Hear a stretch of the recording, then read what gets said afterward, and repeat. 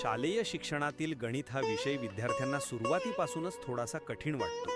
संख्यांची मांडणी, आकडे, सूत्र, आकृत्या हे सर्व केवळ परीक्षेसाठी उपयोगी आहे अशी विद्यार्थ्यांची समजूत असते. पण जर नीट लक्ष दिलं तर गणित हे फक्त शालेय विषयापुरतं मर्यादित राहत नाही, तर आयुष्यभराच्या दैनंदिन व्यवहारात ते सतत सोबत असतं. आपण सकाळी उठून घड्याळ पाहतो, तिथूनच गणित सुरू होतं. वेळ मोजणं, दिवसांचं नियोजन करणं, पैशांची देवाणघेवाण करणं हे सगळं गणिताच्या मदतीशिवाय शक्य नाही. बाजारात भाजीपाला घेताना वजनकाटा वापरतो, घर बांधताना मापं काढतो, प्रवास करताना अंतर आणि वेगाचा हिशोब लावतो. हे सर्व गणिताची थेट उदाहरणं आहेत. शालेय पातळीवर शिकवले जाणारे बेरीज, वजाबाकी, गुणाकार, भागाकार हे तर जगण्याचं मूलभूत साधन आहे.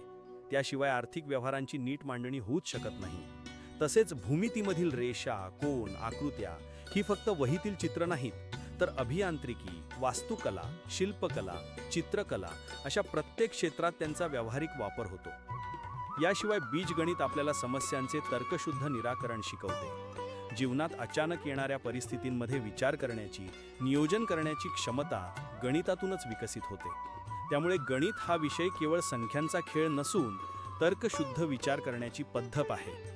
शालेय जीवनात शिकलेलं गणित पुढे नोकरी, व्यवसाय, विज्ञान, तंत्रज्ञान या सर्व क्षेत्रात उपयोगी पडतं.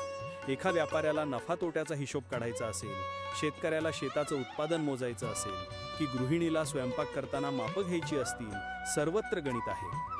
म्हणूनच गणिताला भीतीचा विषय न मानता त्याचा व्यावहारिक उपयोग ओळखला पाहिजे. कारण गणित हे फक्त पाठ्यपुस्तकापुरतं मर्यादित नसून ते आयुष्याला दिशा देणारं, विचारांना स्पष्टता देणारं आणि व्यवहारांना सोपं करणारं एक जीवन कौशल्य आहे.